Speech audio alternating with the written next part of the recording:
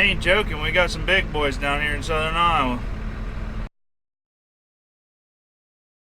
Good morning, YouTube. Today we're going to plant some CRP. We're nearing the end of our soybean planting. I've got some soybeans that I really want to go get planted for a guy this year, except for our 9400 for some reason will not start. Thinking it's a computer problem, that it's like telling it not to even run. I've got 30 acres of CRP that came out of CRP this year. It's been sprayed, it's dying. I'm gonna go take the 9400 and the Kinsey 3600 1224 split planter up there. I'll have to fill it, and we're gonna plant some beans. You guys get to come along.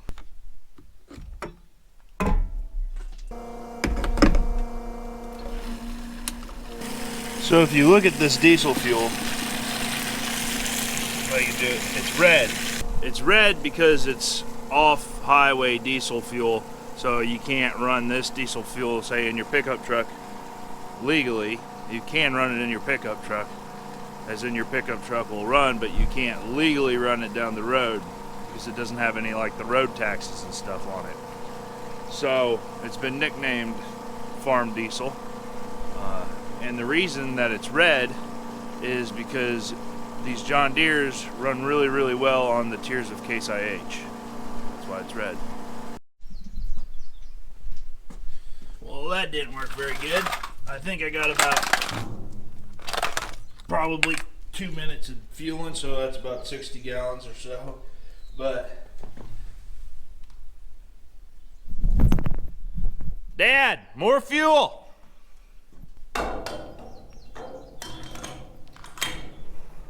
And anyways, so here's how close we're getting. We've got 1, 2, 3 full boxes left to go.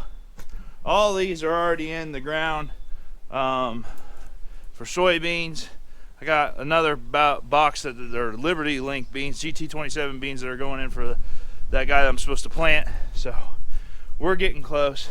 We're getting real close to being done with these soybeans here and being done with planting, and then it's going to be directly into haying because of how late the spring's been. Let's get this thing loaded up, and that to me seems like it'd be a good opportunity for a time lapse.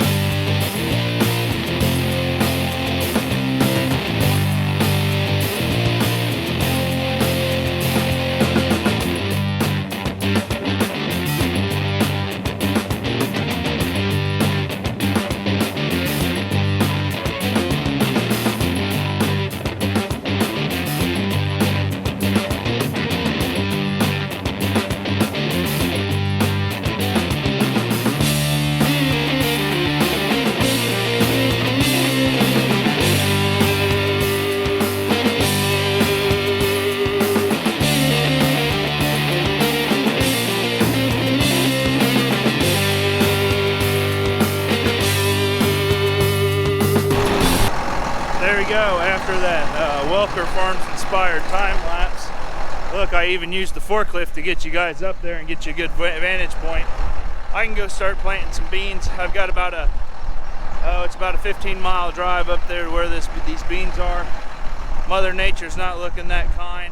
Probably start to lose the sweatshirt. It's getting a little bit warmer. It was chillier this morning. So we'll pick you back up when we get into the field and get the planting.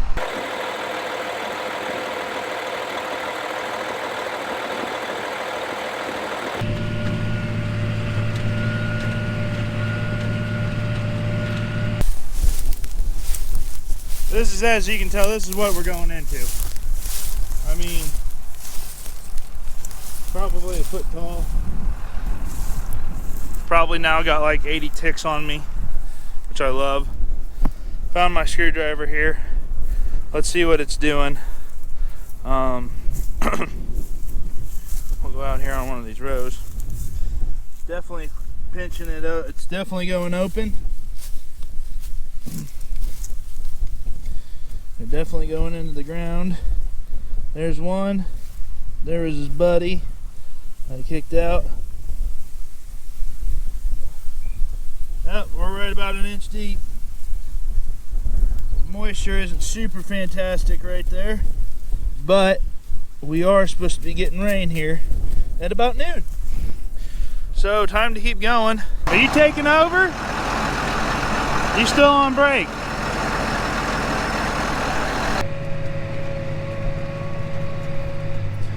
We're in full swing today.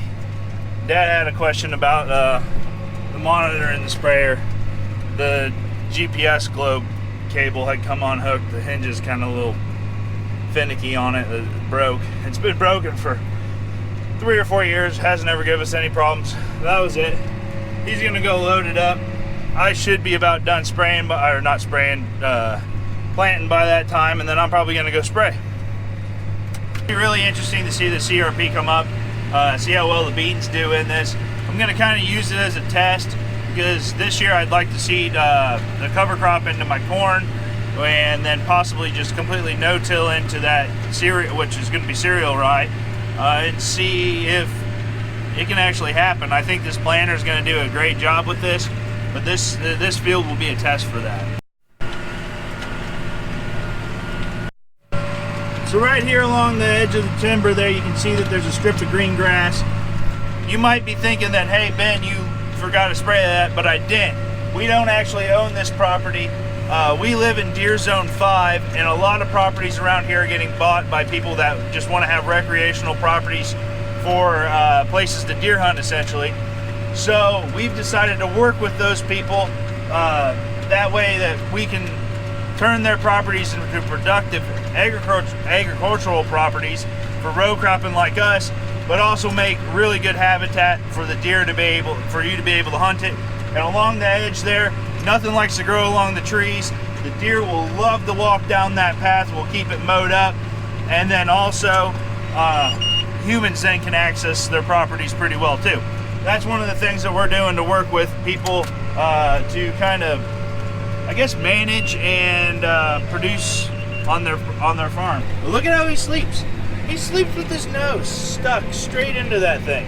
Yeah, let's do a quick tour of what we got going on in here.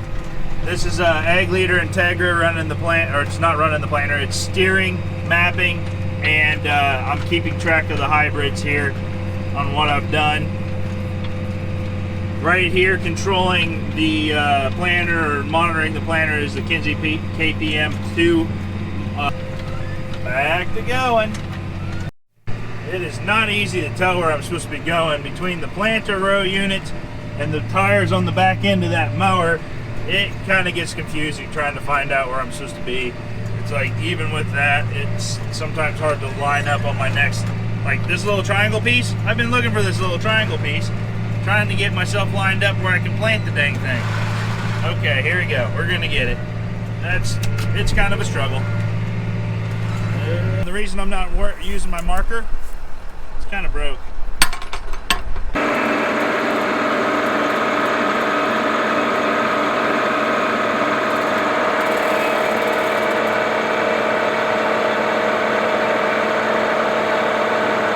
Well, I guess that's going to be the end of the planting CRP video, because as you can tell, I am no longer in a planter. So thank you guys very much for watching. If you would, hit that like button and consider subscribing to the channel. I would say Bandit would appreciate it, but now he's not with me because he's still in the planter tractor, but riding with my dad. We'll catch you guys on the next video. Have a good one. Take it. Take it. There you go. Oh, wait to just drop it.